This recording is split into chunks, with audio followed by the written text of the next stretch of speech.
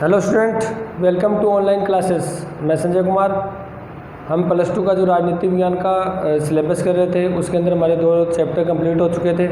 उसके अंदर एक तो भारतीय संविधान की विशेषता हम कर चुके हैं और जो मौलिक अधिकार, नीति देश तत्व और जो मूल कर्तव्य है वो भी हम कंप्लीट कर चुके हैं। उनका क्या अर्थ होता है, संविधान में कहाँ पर उल्लेखित है, क्या विशेषताएँ हैं, उनकी मूल्यांकन, उनके जितने भी हमारे सिलेबस में आर्टिकल दिए गए हैं, अनुच्छेद दिए गए हैं, वो टोटल हम कंप्लीट कर चुके हैं।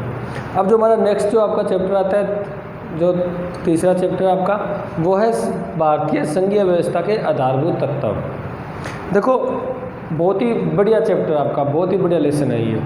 यानी हमें एक हमारे भारत की जानकारी हो रही है। हम कई बार क्या होता है, कई बार हमें ऐसा सिलेबस पढ़ना पड़ता है, इसके अंदर हमें भारत का पता ही नहीं होता। आपका जो ये प्लस टू का सिलेबस बहुत अच्छा दिया गया है। हमने भारतीय संविधान की विशेषता पढ़ी, इसका मतलब भारत की जानकारी हो रही है। हमें अपने देश के बारे में पता चल रहा है, हमारा देश कैसा है, उसमें कौन सी शासन प्रणाली है, संविधान में क्या उल्लेखित है। और यहाँ पर भी हम भारतीय संघीय प्रणाली पढ़ रहे हैं। भारत के अंदर जो संघात्मक शासन प्रणाली को अपनाया गया है उसके बारे में पढ़ रहे हैं हम। तो बहुत ही अच्छी जानकारी है भारत के बारे में। आपको पता चल जाएगा भारत की सरकार कैसे बनती है, भारत की सरकारों में जो शक्तियों का डिवीज़न, जो विभाजन होता है वो कैसे होता है। यानी हमें अपने देश के बारे में कंप्लीट नॉलेज हो जाएगी। हमें फिर पता चलेगा केंद्र और राज्य क्या कर सकता है, केंद्र और राज्य किस प्रकार कानून बना सकता है। तो ऐसे बातों का हमें ध्यान से देखना चाहिए, क्योंकि हमारे ये आपके सिलेबस में है, एग्ज़ाम के लिए तो बहुत इंपॉर्टेंट है ये। लेकिन हमारे एक व्यवहारिक, हमारा जो जीवन है डेली वे का, उसके अंदर भी ये बातें बहुत अच्छी लगती है, बहुत ज़्यादा इंपॉर्टेंस आपका महत्व फैक्टर रखती है। क्योंकि कभी भी आप कहीं भी जाकर बोलोगे, कभी भी आप जाके किसी को बताओगे अपने देश के बारे में, अपने देश की शासन प्रणाली के बारे में, तो सुनने वालों को भी बहुत अच्छा लगेगा और बताने वाला तो उसको तो अच्छा लगेगा। अभी मैं अपने देश के बारे में बता रहा हूँ, और जब हमसे ये पूछ ले कोई भी, आप राजनीति के आपने प्लस टू की है, आप बताओ संघीय शासन प्रणाली क्या है, भारत में कौन सी प्रणाली है, और जब उस स्थिति में न बता पाए तो उसके अंदर हमें भी बहुत फील होती है कि देखो इस बंदे को, राजनीति का स्टूडेंट है ये, पोल साइंस इसने पढ़ी है, और इस बंदे को अपने देश के बारे में नॉलेज नहीं है। ठीक है, तो इन बातों को आप विशेष करके पकड़ करना आपके लिए और हमारे समाज के लिए बहुत ही महत्व की चीज़ें हैं ये। चलो बात करते हैं भारतीय संघीय व्यवस्था के आधारभूत तत्व। आधारभूत तत्व होते हैं जो बेस फैक्ट होते हैं उनके अंदर। ठीक है, सबसे पहले हम ये करने से पहले क्यों ना हम संघीय व्यवस्था को पढ़ लें, बाकी मैटर तो बात की बात है। आधारभूत तत्व कौन से होते हैं? आधारभूत तत्व एक तरह की विशेषता ही होती है। जो संघात्मक शासन प्रणाली में कौन कौन सी विशेषता, हमारे संघात्मक शासन प्रणाली में, हमारे संविधान में कौन कौन सी विशेषता रखी है, ठीक है, वो तो आगे का मैटर है। सबसे पहले बात करते हैं हम संघीय व्यवस्था क्या होती है। देखो, यहाँ से प्रश्न उठता है, भारत में संघात्मक प्रणाली को अपनाया गया है। संघात्मक प्रणाली यानी संघीय व्यवस्था को अपनाया गया है। संघीय व्यवस्था को अपनाया गया है। सबसे पहला तो आपको ये पता होना चाहिए भारत में कौन सी शासन प्रणाली को अपनाया गया है। संघीय प्रणाली को अपनाया गया, संघात्मक व्यवस्था को अपनाया गया, संघीय व्यवस्था को अपनाया गया है। अब ये है क्या? देखो, ये बिल्कुल सिंपल सा मैटर है, आपको सिर्फ इतना ही ध्यान रखना है, इसका अर्थ ही आपको कंप्लीट हो जाएगा। इसका कोई मीनिंग, कोई परिभाषा जो भी आप देना चाहो, जो भी आपसे पूछे उसका आंसर आप ध्यान से आराम से दे सकते हो। कैसे? यह वह प्रणाली होती है, यह वह व्यवस्था होती है जिसके अंदर 2 सरकारें यानी एक से ज़्यादा सरकारें काम करती है। एक से ज़्यादा सरकारें काम करती है। इसमें क्या होता है, केंद्र व राज्यों में शक्तियाँ क्या होती है, विभाजित होती है। राज्य कह दो और इसको हम इकाइयाँ बोलते हैं। यानी केंद्र व राज्यों में, इकाइयों में क्या होती है, शक्तियों का विभाजन होता है। इसका मतलब केंद्र भी अपने स्तर पर काम करता है स्वतंत्र रूप से, और राज्य भी अपने स्तर पर स्वतंत्र रूप से काम करता है। केंद्र अपने जो उनको अधिकार दिए गए हैं, शक्तियाँ दी गई है, उस पर कानून बनाएगा। राज्यों को जो अधिकार दिए गए हैं, शक्तियाँ दी गई है, राज्य उस पर कानून बनाएगा। यानी एक दूसरे कार्यों में इंटरफेयर नहीं करेंगे, ये किसी प्रकार का हस्तक्षेप नहीं करेंगे, बल्कि अपना अपना काम स्वतंत्र रूप से करेंगे। इनमें क्या होता है, इनमें शक्तियों का विभाजन होता है। क्या होता है? शक्तियों का विभाजन। शक्तियों का विभाजन, और जो ये विभाजन होता है, ध्यान रखना, वो संविधान के द्वारा होता है। ये बात ध्यान रखना, किसके द्वारा होता है? संविधान के द्वारा। यानी चाहे वो केंद्र हो, चाहे वो राज्य हो, कोई भी इकाई हो, इन दोनों में जो शक्तियाँ बांटी जाती है वो किसके द्वारा बांटी जाती है? संविधान के द्वारा बांटी जाती है। यानी संविधान शक्तियों को बांटता है। केंद्र नहीं बांटता, ऐसा मतलब नहीं है अभी केंद्र है हमारा जो भारत है वो राज्य जैसे राजस्थान है उसको शक्तियाँ दे रहा है, केंद्र शक्तियाँ नहीं दे रहा, बल्कि कौन दे रहा है, संविधान केंद्र को दे रहा है और संविधान ही राज्यों को शक्तियाँ बांट रहा है या दे रहा है, क्योंकि हम भारतीय संविधान की विशेषता में भी इसको पढ़ा था हमने। ठीक है, अब कैसे दे रहा है, सबसे पहले हम ये पढ़ लेते हैं। देखो भारतीय संविधान में हमने एक पढ़ी थी अनुसूची 7, मैं आपको 2-3 बार बता चुका हूँ उसके बारे में। अनुसूची 7 उसके अंदर क्या है, 3 प्रकार के विषय रखे गए हैं, सूची रखी गई है। कौन कौन सी अनुसूची 7 में, एक तो संघ सूची है, एक राज्य सूची है और एक समवर्ती सूची है। यानी संघ सूची में जो विषय दिए गए हैं उस पर कौन कानून बनाएगा, केंद्र बनाएगा। देखो शक्ति कौन दे रहा है, अरे संविधान ही तो दे रहा है, ये संविधान में तो लिखित है। संविधान की अनुसूची 7 और आर्टिकल आप पढ़ोगे तो पढ़ोगे 246 आर्टिकल अनुच्छेद के तहत, अनुच्छेद याद करोगे तो 246 के तहत, आर्टिकल 246 के तहत अनुसूची की बात करोगे तो अनुसूची 7 में कितनी सूची है, 3 सूचियाँ दी गई है। ये संविधान के द्वारा दी गई है, केंद्र ने नहीं दे रहा, संविधान में लिखित है। ये संविधान स्पष्ट रूप से कहता है भी जो 97 विषय दिए गए हैं उस पर केंद्र कानून बनाएगा। कौन बनाएगा, केंद्र जो सेंटर है वो कानून बनाएगा। राज्य सूची, इसके ऊपर जो कानून बनाएगा वो राज्य बनाएगा। जैसे आपके सिलेबस में लिखे हैं 67, तो इतने विषयों पर जो कानून बनाएगा वो कौन बनाएगा, राज्य कानून बनाएगा, यानी राज्य को अधिकार दिया गया है। देखो इसको भी शक्ति कौन दे रहा है, संविधान दे रहा है, इसको भी शक्ति कौन दे रहा है, संविधान दे रहा है। और समवर्ती सूची वो होती है जिसके अंदर राज्य, केंद्र और राज्य दोनों कानून बनाते हैं मिलकर।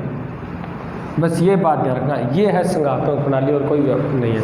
देखो भारत में शक्तियों का स्पष्ट रूप से विभाजन किया गया है ना, स्पष्ट रूप से लिखा गया है भी कितने विषयों पर केंद्र कानून बना सकती है, कितने विषयों पर राज्य कानून बना सकता है। स्पष्ट रूप से शक्तियों का विभाजन किया गया भारत के संविधान की अनुसूची 7 के अंदर आर्टिकल 246 के तहत। अगर स्पष्ट रूप से विभाजन किया गया है इसका मतलब भारत में कौन सी प्रणाली को अपनाया गया है, संघीय व्यवस्था को, संघात्मक प्रणाली को अपनाया गया है। और वैसे बात करें अमेरिका है,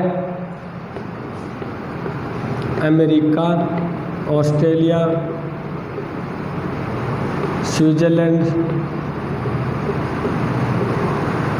और बात करें हम तो रूस, कनाडा और भारत, ये वो देश है जो पॉपुलर देश है वो ये है जिन्होंने संघात्मक शासन प्रणाली को अपनाया। यानी अमेरिका में भी संघात्मक शासन प्रणाली है, ऑस्ट्रेलिया में है, स्विट्जरलैंड में है, रसिया में है यानी रूस में है, कनाडा में है और भारत में है।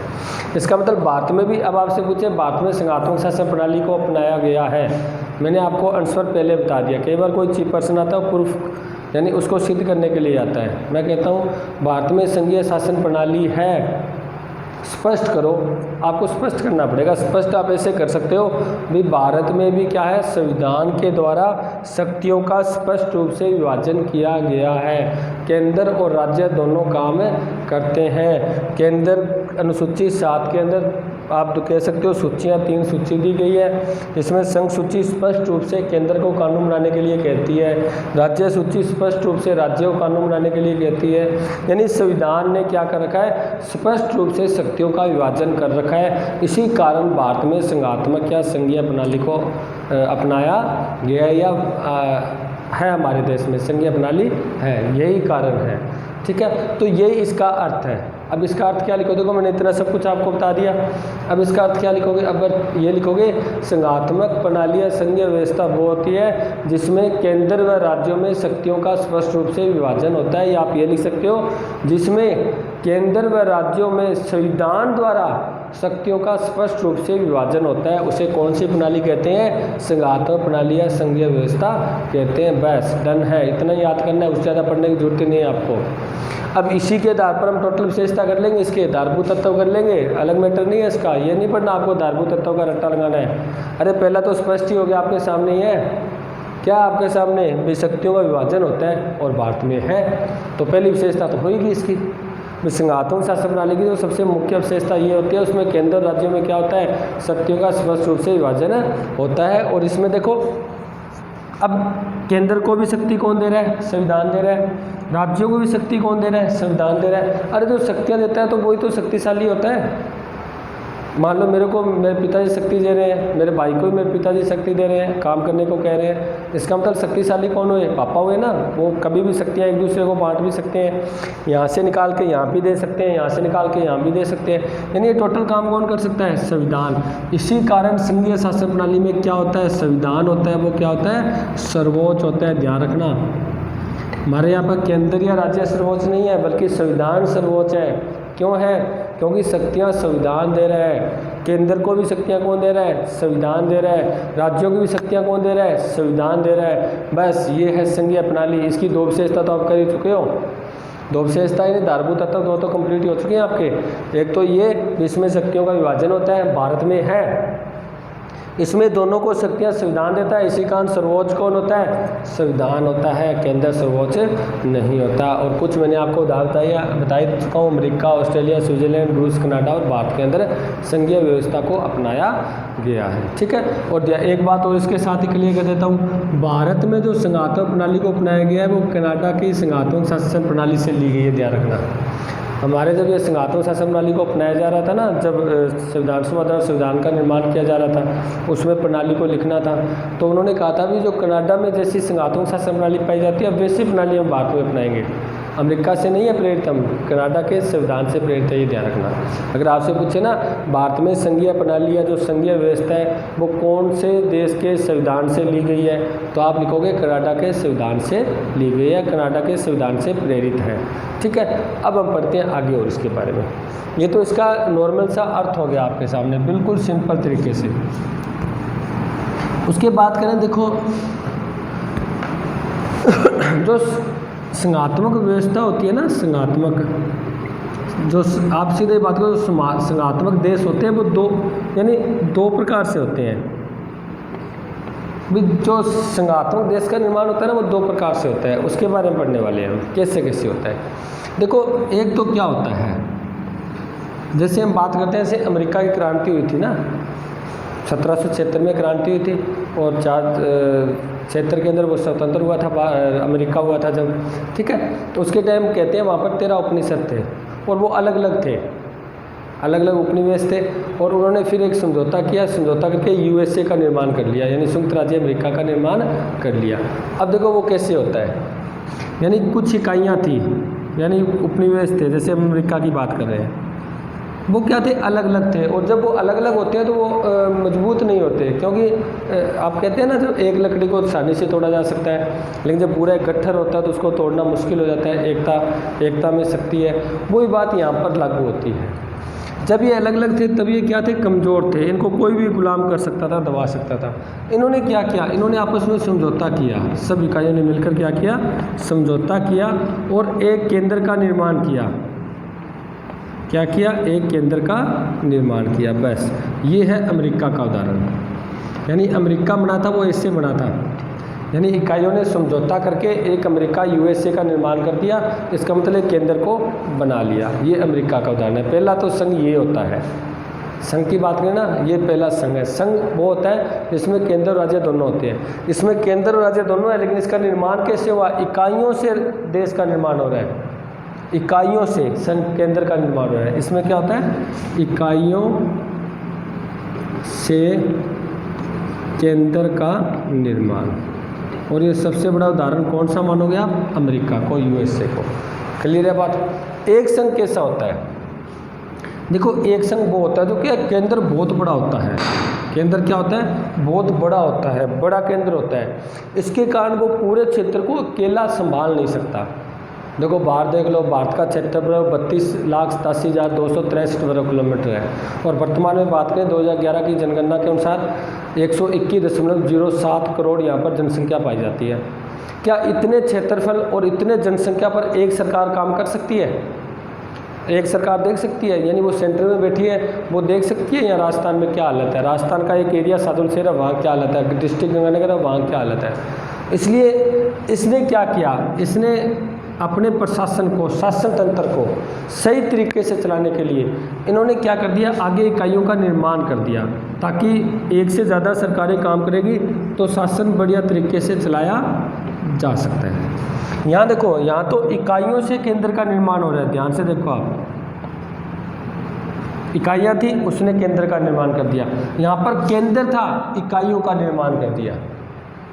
बात समझ रहे हो, यहाँ पर तो इकाइयों ने समझौता किया, केंद्र का निर्माण किया, यहाँ पर केंद्र था, राज्य था, इकाइयों का निर्माण कर दिया। और क्यों किया, क्योंकि शासन प्रणाली को सुचारू रूप से चलाने के लिए, सुचारू रूप से चलाने के लिए, बात समझ रहे हो, ताकि जो शासन प्रणाली है हमारी, जो पूरे देश की जो व्यवस्था है, शासन व्यवस्था है, उसको बढ़िया तरीके से चलाया जा सके, किसी प्रकार की अड़चन ना आए। ठीक है, इसलिए उन्होंने एक से ज़्यादा सरकारों का गठन कर दिया। ठीक है, और ये सबसे बड़ा उदाहरण है भारत। बात समझिए, देखो ये क्वेश्चन मैंने आपको एक सिंपल से तरीके से डायग्राम बना के दिखा दिया। यहाँ तो इकाइयों से केंद्र का निर्माण हो रहा है, अमेरिका, यानी इकाइयों से केंद्र का निर्माण। यहाँ पर क्या हो रहा है, यहाँ पर संघ से, या आप कह सकते हो केंद्र से इकाइयों का निर्माण। यहाँ तो इकाइयों से केंद्र का निर्माण, यहाँ केंद्र से इकाइयों का निर्माण। यहाँ पर तो क्या किया था, समझौता करके समझौता हुआ था, यहाँ पर समझौता थोड़ी हुआ है, समझौता नहीं हुआ यहाँ पर तो इकाइयाँ थी नहीं, यहाँ पर तो पूरा एक देश था, एक राज्य था। वो तो अपने शासन को बढ़िया तरीके से चलाने के लिए, प्रशासन को चलाने के लिए, इन्होंने अपनी व्यवस्था के लिए, सुचारू रूप से चलाने के लिए इन्होंने इकाइयों का गठन कर दिया आगे, बस इतना ही फ़र्क है ना। ठीक है, ये आपके 2 संघ कंप्लीट हो गए। देखो मैंने आप यहाँ तक आपने क्या पढ़ा, हमने एक तो संघात्मक शासन प्रणाली का अर्थ पढ़ा, उसके बारे में थोड़ी जो नॉर्मल सी बातें थी, कौन कौन से देश में पाई जाती है इसके बारे में हमने पढ़ा, क्योंकि ये भी हमें पता होना चाहिए, क्वेश्चन आ सकता है कौन कौन से इसमें संघात्मक शासन प्रणाली को अपनाया गया। तो आप बता सकते हो अमेरिका, ऑस्ट्रेलिया, स्विट्जरलैंड, रूस, कनाडा और भारत। ठीक है, आपसे ये पूछा जा सकता है इकाइयों से केंद्र का निर्माण, यानी समझौते के द्वारा जो केंद्र का निर्माण हुआ है उसका उदाहरण बताओ, तो आप बताओगे जी USA, अमेरिका। आप कहोगे एक शासन प्रणाली को सुचारू रूप से चलाने के लिए जो केंद्र से इकाइयों का निर्माण किया था, उसका सबसे बड़ा उदाहरण कौन सा है, आप कहोगे जी भारत। ठीक है, अब पढ़ते आगे नेक्स्ट हम इसके बारे में आपको देखो बता देता हूँ। जो हमारा आर्टिकल 1 है, पहला आर्टिकल है, उसमें हमारे यहाँ पर राज्यों का संघ शब्द का यूज है, ध्यान रखना। भारत है वो क्या है, एक राज्यों का संघ है, राज्यों का संघ है। इसका अर्थ क्या हुआ, इसका अर्थ एक तो ये हुआ, क्योंकि भारत केंद्र का जो भारत का निर्माण हुआ है वो इकाइयों से नहीं हुआ, यहाँ पर तो इकाइयों से हुआ है, यहाँ पर इकाइयों से नहीं हुआ, यानी समझौते से नहीं हुआ। अगर समझौते से नहीं हुआ तो समझौता टूटेगा कैसे, यहाँ पर तो समझौता तोड़ा जा सकता है, ये कहेगा जी मैं तो समझौते से बाहर हो रहा हूँ, ये तो स्वतंत्र हो सकता है, लेकिन यहाँ पर राज्य स्वतंत्र नहीं हो सकते, ध्यान रखना। अगर राजस्थान चाहे या हरियाणा चाहे भी मैं तो देश से अलग हो रहा हूँ, नहीं हो सकता। क्यों नहीं हो सकता, क्यों, क्योंकि उसका समझौते से भारत का निर्माण नहीं हुआ, बल्कि इकाइयों का निर्माण केंद्र ने किया है, ताकि एक शासन को बढ़िया तरीके से चलाने के लिए। तो राज्यों के संघ का शब्द यूज है तो यही है, पहला तो इसका यही है भी यहाँ पर भारत का निर्माण समझौते से नहीं हुआ। सेकंड ये है, अगर कोई इकाई या कोई राज्य स्वतंत्र होना चाहती है तो वो नहीं हो सकती। ठीक है, उसको इसके अधीन रहना ही पड़ेगा। अब बात करते हैं हमारा जो मेन जो टॉपिक है, हमारा जो मेन लेसन का नाम है वो है संघात्मक शासन प्रणाली के आधारभूत तत्व। अब यहाँ से शुरू करते हैं हम। यहाँ तक तो हमने इनके बारे में जो नॉर्मल सी जानकारी थी वो पढ़ चुके हैं हम, क्योंकि हमें उसके बारे में पता तो होना चाहिए ना कि संघात्मक शासन प्रणाली क्या होती है, कैसे होती है, कैसे काम करती है, कौन से देश में पाई जाती है, इनके बारे में हमने थोड़ा बहुत जानकारी ली है। अब जो हमारा लेसन का नाम है उसके अकॉर्डिंग चलते हैं। सिर्फ भारतीय संघीय व्यवस्था के आधारभूत तत्व हमें पढ़ने हैं। इसका मतलब आपको ध्यान रखना, ये अगर आपसे प्रश्न पूछे ना तो आपको ये बताना चाहिए आपसे क्या पूछा जा रहा है। आपसे पूछा जा रहा है भारत में संघीय व्यवस्था तो है, क्योंकि मैं बता चुका हूँ बिल्कुल है, क्योंकि यहाँ पर शक्तियों का विभाजन किया गया है। तो उसमें कौन कौन से तत्व रखे गए हैं, कौन कौन सी बातें रखी गई, यानी इसका मतलब सिंपल सी बात है, भारतीय संघीय व्यवस्था की आपसे विशेषता ही पूछी जा रही है। विशेषता यानी कौन कौन से फैक्ट उसके अंदर हमारे यहाँ रखे गए हैं। तो सबसे पहला जो आपका मेन फैक्ट है वो है भारत में शक्तियों का स्पष्ट विभाजन।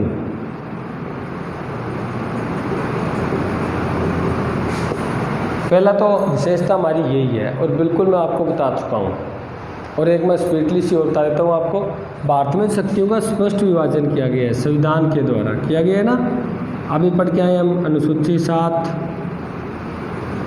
और जो आर्टिकल 246 के तहत क्या किया गया है, केंद्र और राज्यों में शक्तियाँ क्या की गई है, बांटी गई है।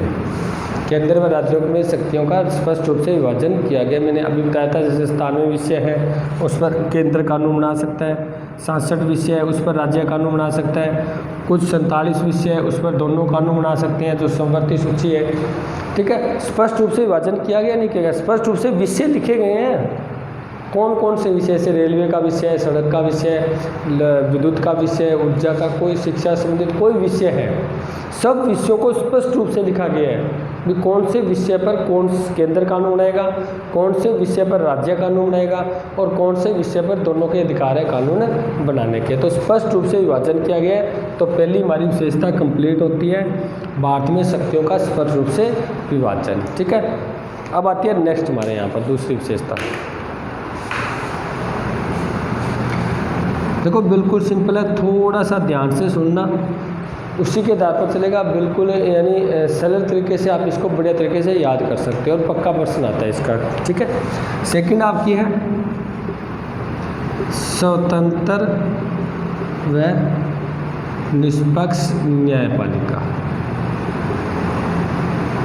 देखो इसको करने से पहले आपको बता देता हूँ मैं, स्वतंत्र और निष्पक्ष न्यायपालिका में क्यों चाहिए। देखो स्वतंत्र तो बहुत ही है, उस पर किसी का अधिकार नहीं होता, किसी का दबाव नहीं होता। ऐसे नहीं कार्यपालिका या कोई उस पर दबाव ना दे।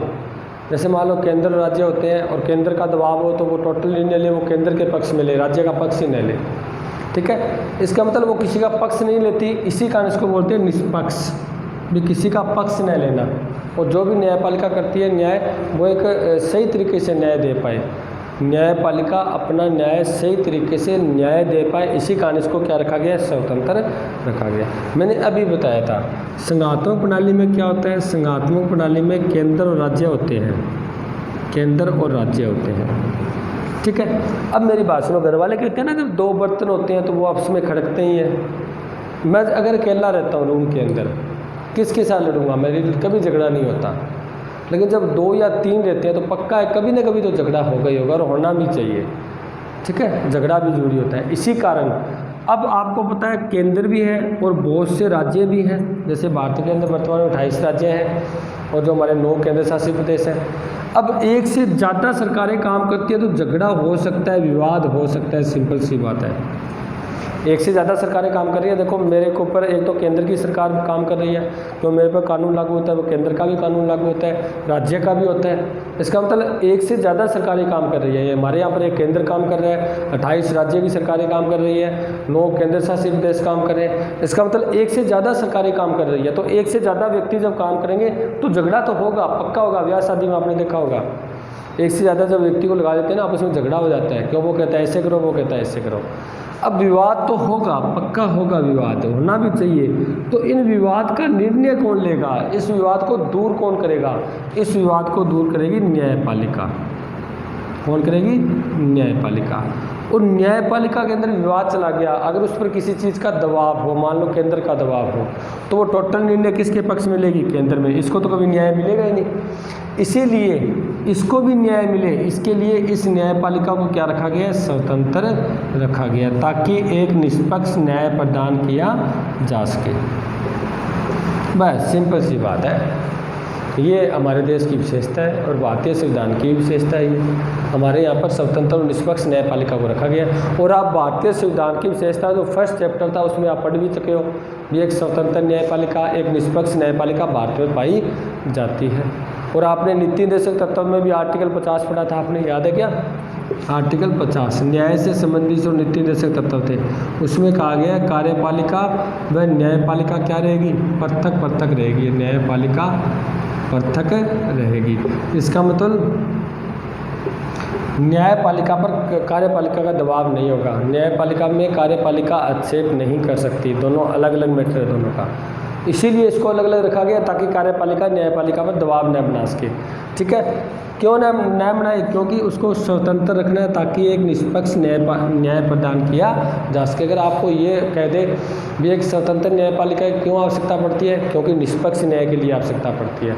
अब आपको एक बात यहीं क्लियर कर देता हूँ, जिस देश में संघात्मक शासन प्रणाली है, जिस देश में संघात्मक शासन प्रणाली है, उस देश में न्यायपालिका होती है वो हमेशा स्वतंत्र होती है। अमेरिका में प्योर रूप से संघात्मक शासन प्रणाली को अपनाया गया है, तो अमेरिका में जो सबसे ज़्यादा सर्वोच्च सरकार का अंग है वो न्यायपालिका है, क्योंकि सरकार के अंग हमने 3 पढ़े थे, व्यवस्थापिका, कार्यपालिका और न्यायपालिका। और अमेरिका में इन तीनों में अगर पूछे ना सबसे ज़्यादा शक्तिशाली कौन है, सबसे ज़्यादा सर्वोच्च पावर युक्त कौन है, तो ये आप आंसर दोगे न्यायपालिका। क्योंकि जिस देश में संघात्मक शासन प्रणाली होती है वहाँ पर न्यायपालिका हमेशा सर्वोच्च होती है, स्वतंत्र होती है और निष्पक्ष होती है। और भारत में भी संघात्मक शासन प्रणाली है, तो भारत में भी न्यायपालिका एक निष्पक्ष है, सर्वोच्च है, ठीक है, स्वतंत्र है। तो हमारे भारतीय संविधान की विशेषता कह लो, भारतीय संघीय व्यवस्था के आधारभूत तत्व में क्या है, एक स्वतंत्र और निष्पक्ष न्यायपालिका को अपनाया गया है। क्यों अपनाया गया? क्योंकि हो सकता है केंद्र और राज्य में विवाद हो जाए, हो सकता है राज्य में विवाद हो जाए। पानी विवाद सुना है ना, जैसे महाराष्ट्र और इनके मध्य, जैसे पंजाब और राजस्थान के मध्य थोड़ा विवाद चलता है पानी का, क्योंकि पंजाब से पानी आता है, ये पानी विवाद हो जाता है। या कोई सीमा विवाद भी हो जाता है, सीमा को लेकर भी हो सकता है, अपनी बॉर्डर को लेकर, ये भी हो सकता है, कोई सामान आवाजाही के अंदर भी विवाद हो सकता है। ठीक है, इन सभी विवादों को, यानी राज्य के मध्य विवाद हो सकता है, केंद्र राज्य के मध्य विवाद हो सकता है, और केंद्र और एक से ज़्यादा राज्यों के मध्य विवाद हो सकता है। एक से ज़्यादा राज्य, यानी एक ज़्यादा राज्य एक साइड में हो जाए और केंद्र एक साइड में हो जाए, इन दोनों के मध्य विवाद हो सकता है। और इन सभी विवादों को हल करने का जो अधिकार है वो किसका है? न्यायपालिका को। इसी कारण न्यायपालिका को क्या रखा गया है? स्वतंत्र रखा गया है, ताकि दोनों के मध्य जो विवाद हो उसको एक निष्पक्ष न्याय दिया जा सके, एक स्वतंत्र रूप से, एक बढ़िया तरीके से न्याय प्रदान किया जा सके। ठीक है, ये है हमारे आधारभूत तत्व सेकंड। आगे नेक्स्ट पढ़ते हैं हम। 3 नंबर का जो हमारा जो आधारभूत तत्व या आप कह लो संघीय व्यवस्था की जो विशेषताएं हैं उसके बारे में पढ़ते हैं। तीसरा आपका संविधान की सर्वोच्चता। देखो पढ़ चुकी है, बता चुका हूँ आपको मैं। अरे ये संघीय व्यवस्था के अंदर पाया जाता है, हमने अभी पढ़ा था उससे पहले भी। जो संघीय व्यवस्था होती है उसमें सर्वोच्च कौन होता है? संविधान होता है। कौन होता है? संविधान। संघीय व्यवस्था में सर्वोच्च कौन होता है? संविधान होता है। क्यों होता है? क्योंकि मैंने अभी बताया था संघीय व्यवस्था में केंद्र और राज्य 2 काम करते हैं ना, दोनों को जो पावर दी जाती है वो किसके द्वारा दी जाती है? संविधान के द्वारा। अगर संविधान शक्ति दे रहा है तो इसका मतलब देने वाला हमेशा सर्वोच्च ही होता है, ताकतवर ही होता है, तभी तो वो दे पाता है। भी जो बंदा देता है कुछ, वो जब ही देगा ना जब उसके पास है। इसको वो पावर दे रहा है तभी तो दे रहा है, जब संविधान के पास पावर है तभी तो वो उनको दे रहा है काम करने के लिए। और जब वो दे सकता है तो उससे छीन भी सकता है अगर वो सही तरीके से काम ना करे। इसका मतलब इन दोनों के ऊपर जो राज्य है वो संविधान है। इसका मतलब भारत के अंदर तो संविधान को क्या रखा गया है? सर्वोच्च रखा गया है। और मैं ये बता भी चुका हूँ आपको, संघात्मक शासन प्रणाली में, संघात्मक शासन प्रणाली या संघीय व्यवस्था में संविधान क्या होता है? सर्वोच्च होता है। क्यों होता है? क्योंकि केंद्र व राज्य दोनों को संविधान द्वारा शक्तियाँ प्रदान की जाती है, शक्तियाँ प्रदान की जाती है। तो कितनी सिंपल सी बात है, और ये चीज़ को हम कर भी चुके हैं। क्योंकि जो शक्तियाँ बांटी जाती है वो संविधान के द्वारा बांटी जाती है, केंद्र के द्वारा नहीं। केंद्र को शक्ति संविधान देता है। हमारे भारत के अंदर देख लो, भारत का जो सेंटर की सरकार है, जो नरेंद्र मोदी जी प्रधानमंत्री है हमारे, तो उनको पावर दे रखी है जो कानून बनाने की, वो संविधान ने दे रखी है। यहाँ पर हमारे जो 100 गहलोत है, यहाँ पर जो पावर दे रखी है वो भी संविधान ने दे रखी है।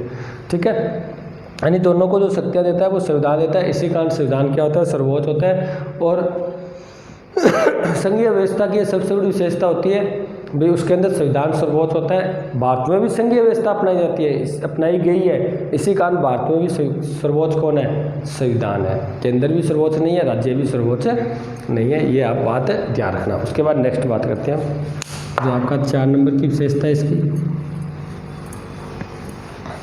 देखो चौथी जो विशेषता है वो है एकल नागरिकता। देखो यहाँ पर थोड़ा सा डाउट है, जो संघीय व्यवस्था होती है ना, संघात्मक शासन प्रणाली होती है, वहाँ पर दोहरी नागरिकता होती है। इसको बाद में करेंगे हम। संघात्मक प्रणाली होती है ना, क्योंकि संघात्मक में 2 सरकारें काम करती है, केंद्र काम करेगा और राज्य काम करेगा। मैंने अभी कहा था मेरे के ऊपर आप पर केंद्र का भी कानून लागू होता है और राज्य का भी कानून लागू होता है, यानी दोनों के कानून को आप फॉलो करते हो, दोनों के कानून आपको मानने पड़ते हैं और दोनों के कानून के अनुसार आपको चलना पड़ता है। ठीक है, तो संघात्मक प्रणाली में दोनों काम करती हैं, तो एक व्यक्ति को राज्य की भी नागरिकता होती है और केंद्र की नागरिकता होती है। ये स्थिति अपनाई गई है अमेरिका में। जब आप अमेरिका के नागरिक बनोगे तो आप जिस अमेरिका में टोटल 50 राज्य हैं, उनमें से जिस राज्य में आप रहते हो उस राज्य की भी आपको नागरिकता लेनी पड़ेगी। उसके बाद जो अमेरिका के केंद्र है, जो सेंटर है, उसकी नागरिकता भी आपको क्या करनी पड़ेगी? लेनी पड़ेगी। इसका मतलब वहाँ पर जो दोहरी नागरिकता होती है, क्या होती है? दोहरी नागरिकता। दोहरी नागरिकता पाई जाती है अमेरिका के अंदर। लेकिन भारत में जब संघीय शासन प्रणाली को अपनाया जा रहा था ना, उस समय जो संविधान सभा के मेंबर थे, जो सदस्य थे, उन्होंने सोचा कि भारत में वैसे ही बहुत ज़्यादा विभिन्नता पाई जाती है, धर्म के आधार पर, जाति के आधार पर, भाषा के आधार पर, यानी विभिन्नता में एकता कैसी लाई जाए, उनको इकट्ठा कैसे किया जाए। अगर हम कह दें भी केंद्र से यहाँ पर हमने भारत की भी नागरिकता ले ली, राजस्थान की भी ले ली, ऐसी स्थिति में व्यक्ति क्या हो जाएगा? एक नहीं रहेगा, क्योंकि वो कहेगा जी मैं राजस्थानी हूँ, वो कहेगा जी मैं हरियाणवी हूँ, कोई कहेगा जी मैं पंजाबी हूँ। इसका मतलब इनका अलग अलग नागरिकता हो जाएगी, क्योंकि राजस्थान की, पंजाब की, हरियाणा की, महाराष्ट्र की भी मिल रही है, तो इसका मतलब इनमें थोड़ा भेदभाव हो जाएगा। तो एकता कैसी लाई जाए? उन्होंने कहा इन सबको बंद कर दो आप, और सिर्फ आप एक ही नागरिकता रखो, भारतीय। हम इंडियन हैं। क्या है? इंडियन है। और इंडियन मूवी आपने देखी होगी। ठीक है, इसका मतलब आप कोई भी राज्य में, ये क्यों रखा गया था एकल नागरिकता को? हमारे यहाँ दोहरी नागरिकता नहीं अपनाई गई, ध्यान रखना, अमेरिका की तरह। हमारे भारत के अंदर एकल नागरिकता को अपनाया गया है। यानी संघात्मक प्रणाली तो ये कहते हैं भी दोहरी नागरिकता होनी चाहिए, लेकिन भारत में एकल नागरिकता है, दोहरी नागरिकता को नहीं अपनाया गया है। क्यों नहीं अपनाया गया है? ताकि पूरा देश एक लगे। मैं राजस्थान में रहता हूँ तो ही मैं कहता हूँ भारतीय हूँ, हरियाणा में रहता है वही कहेगा मैं भारतीय हूँ, पंजाब में रहता है वही कहेगा मैं भारतीय हूँ, तो एक सा लगते हैं ना, एकता सी लगती है देश के अंदर। सभी एक ही कैटेगरी के हैं, चाहे वो किसी धर्म का है, किसी जाति का है, किसी भी भाषा का है, किसी राज्य में रहता है, किसी इकाई में रहता है, वो सारे एक कैटेगरी के लगते हैं। भी हम भारतीय हैं, हम इंडियन हैं, और इसी एकता को स्थापित करने के लिए हमने क्या अपनाई गई है? एकल नागरिकता को अपनाया गया है। आप कोई भी राज्य में रहते हो, कोई भी क्षेत्र में रहते हो, आप भारतीय हो। यानी हमारे यहाँ पर सिंगल सिटीजनशिप को अपनाया गया, एकल नागरिकता को अपनाया गया है। ये बात ध्यान रखना आप। ठीक है, ये भारतीय संघीय व्यवस्था का आधारभूत तत्व है। ठीक है, अमेरिका में दोहरी नागरिकता है, लेकिन भारत में एकल नागरिकता है। आप कोई भी राज्य में रहते हो, कोई भी क्षेत्र में रहते हो, कहीं भी कोई भी इकाई में निवास करते हो, आप सिर्फ भारतीय हो, इससे अलावा आपके पास कोई नागरिकता नहीं है। उसके बाद नेक्स्ट करते हैं हम, जो आपकी 5 नंबर की है।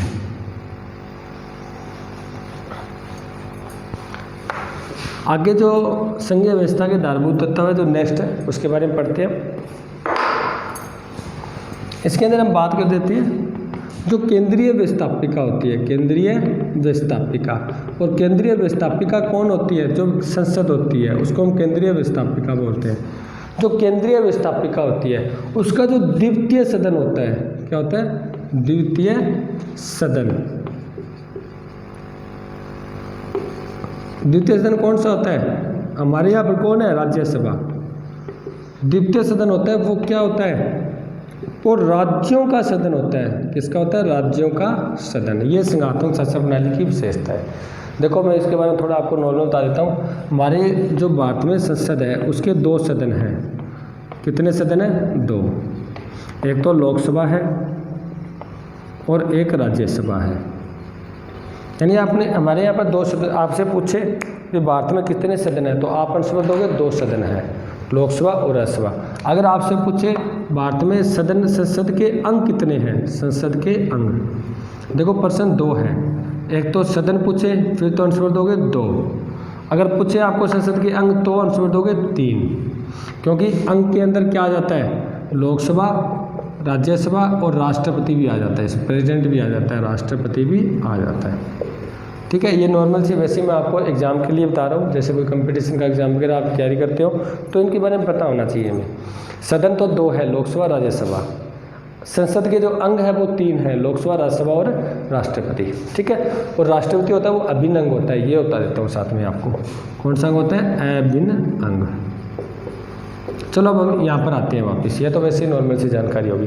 देखो यहाँ पर जो लोकसभा के जो मेंबर होते हैं, लोकसभा के, वो जनता के द्वारा चुनकर आते हैं, जनता के द्वारा प्रत्यक्ष निर्वाचन होता है इनका, प्रत्यक्ष निर्वाचन होता है, यानी डायरेक्ट इलेक्शन होता है इनका। क्या होता है, डायरेक्ट इलेक्शन किया जाता है। यानी जैसे आप एमपी की बात करते हो, हमारा जो मेंबर ऑफ पार्लियामेंट है उसके अंदर आपने कभी देखा होगा जो चुनाव होते हैं एमपी के, तब जनता जो 18 वर्ष की उम्र का व्यक्ति होता है, जो वैश्यक मताधिकार हमने पढ़ा था, भारतीय संविधान की विशेषता उसके अंदर पढ़ा था, जैसे ही 18 वर्ष का उम्र का व्यक्ति होता है वो क्या कर सकता है, इसको वोटिंग कर सकता है। इसका मतलब यहाँ पर जनता के द्वारा प्रत्यक्ष निर्वाचन होता है। जितने भी इसकी अधिकतम 552 सीटें हो सकती है, वो टोटल जनता के द्वारा आती है, जनता के द्वारा चुनी जाती है। लेकिन इसका जो द्वितीय सदन होता है, राज्यसभा, ये अप्रत्यक्ष निर्वाचन होता है, इनडायरेक्ट इलेक्शन होता है, इसका ध्यान रखना, अप्रत्यक्ष निर्वाचन। इसका तो होता है प्रत्यक्ष, जनता करती है, इसका अप्रत्यक्ष करती है। क्यों, क्योंकि इसके जो मेंबर चुनते हैं वो राज्यों के जो एमएलए होते हैं, राज्यों के एमएलए, ये चुनकर क्या करते हैं, यहाँ पर अपने मेंबर भेजते हैं। ध्यान से सुनो बात, अप्रत्यक्ष वो होता है जनता स्पष्ट भाग नहीं लेती, बल्कि जनता के जो प्रतिनिधि होते हैं वो निर्वाचन में भाग लेते हैं। यहाँ पर तो जनता खुद भाग ले रही है तो प्रत्यक्ष है, यहाँ पर जनता भाग नहीं ले रही, जनता के जो प्रतिनिधि है, एमएलए जनता के तो प्रतिनिधि होते हैं, जनता ने तो चुनकर भेजा है उनको, तो उनके जो प्रतिनिधि होते हैं वो आगे क्या करते हैं, भाग लेते हैं। तो यहाँ पर देखो राज्यसभा है वो राज्यों का ही सदन हुआ, क्योंकि राज्यों से चुनकर आते हैं, वो राज्यों के जो एमएलए होते हैं वही चुनकर भेजते हैं। ठीक है, तो हमारा प्रश्न क्या था, ये था भी केंद्रीय व्यवस्थापिका जो संसद होती है उसका तो द्वितीय सदन होता है राज्यसभा, उसके अंदर क्या होता है, ये सदन होता है वो राज्यों का सदन होता है, क्योंकि राज्यों के जो प्रतिनिधि होते हैं, राज्यों के जो, जैसे भारत के अपने राजस्थान की बात करें तो राजस्थान में टोटल 200 एमएलए है, ये 200 व्यक्ति 10 मेंबर्स को चुनकर कहाँ भेजते हैं, राज्यसभा को। यानी राज्यसभा में ये 200 व्यक्ति 10 व्यक्तियों को चुनकर राज्यसभा में भेज देते हैं, क्योंकि हमारे यहाँ 10 सीटें पांति आई हुई है, कह सकते हो आप सिंपल सी भाषा में, जो राज्यसभा के टोटल 250 हो सकती है उसके अंदर से। अब हम बात करते हैं आगे नेक्स्ट। अब हमारे यहाँ पर क्या तरीका अपनाया गया, इसको थोड़ा देख लेते हैं। देखो अमेरिका के अंदर भी हमने कहा था संघातों में पढ़ा लिया, और भारत में भी पढ़ा था हमने। अमेरिका में क्या स्थिति है, अमेरिका में टोटल 50 राज्य है, यहाँ पर समानता को अपनाया गया, बस ये ध्यान रखना, भारत में समानता को नहीं अपनाया गया। अमेरिका में 50 राज्य है और प्रत्येक राज्य से 2 व्यक्ति चुनकर आते हैं, यानी टोटल कितने मेंबर हुए, 100। यानी इसका जो द्वितीय सदन है अमेरिका वो सीनेट होता है, उसके अंदर टोटल मेंबर है वो 100 होते हैं बस। इसमें चाहे राज्य बड़ा है चाहे छोटा है, सबसे 2 ही चुनकर आते हैं। लेकिन भारत में अलग स्थिति को अपनाया गया है। भारत में हमारे यहाँ जनसंख्या के अकॉर्डिंग है, जिस राज्य में ज़्यादा जनसंख्या है वहाँ से ज़्यादा चुन के आते हैं। जैसे यूपी में ज़्यादा जनसंख्या है तो यूपी में 31 मेंबर चुनकर आते हैं राज्यसभा में। राजस्थान में उससे कम है तो यहाँ पर 10 ही आते हैं। और भी मिजोरम वगैरह की बात करोगे, सिक्किम वगैरह की, वहाँ पर कम है तो वहाँ पर 1 के 2 मेंबर चुनते हैं। यानी हमारे यहाँ पर क्या अपनाया गया है, असमानता को अपनाया गया है, क्योंकि यहाँ पर जो सदस्य बनता है वो जनसंख्या के आधार पर बनता है, यहाँ पर राज्य के आधार पर बनता है। तो जितने राज्य है वहाँ से चाहे छोटा है बड़ा है, जनसंख्या चाहे कितनी है 2 ही मेंबर चुनेंगे, लेकिन भारत में अलग अलग चुना जाता है। लेकिन मैटर ये नहीं है, मैटर ये भी यहाँ का जो द्वितीय सदन है वो है राज्यों का सदन। चाहे यहाँ पर 100 बंदे आए तो ही वो राज्यों से चुन कर आएंगे, यहाँ पर चाहे आप कितने ही बंदे आए, 250 बंदे आए, 252 अधिकतम हो सकते हैं, तो वो भी किससे चुन के आ रहे हैं, राज्यों से ही चुनकर आ रहे हैं। ठीक है, यहाँ तक हमने 5 विशेषताएं हमने पढ़ी। संघीय व्यवस्था के अर्थ पढ़ लिया हमने। संघीय व्यवस्था के बारे में 2 प्रकार के संघ होते हैं, अमेरिका का, भारत का, वो भी हमने पढ़ा। और उसके बाद हमने 5 प्रकार के इसके आधारभूत तत्व विशेषताएं पढ़ ली। उसके बाद जो नेक्स्ट है वो हम नेक्स्ट क्लास में करेंगे। और भी बहुत सी विशेषताएं अभी तक भारत के अंदर जो पढ़ने वाली है, जो संघात्मक प्रणाली की है, वो हम नेक्स्ट क्लास में पढ़ेंगे। यहाँ तक आपको इसके नोट्स बनाने हैं, संघीय व्यवस्था का अर्थ वगैरह टोटल विशेषता आपको अपने अलग कॉपी फेयर कॉपी में लिखनी है, याद करना है। और अब मिलते हैं हम नेक्स्ट क्लास में। Thank you.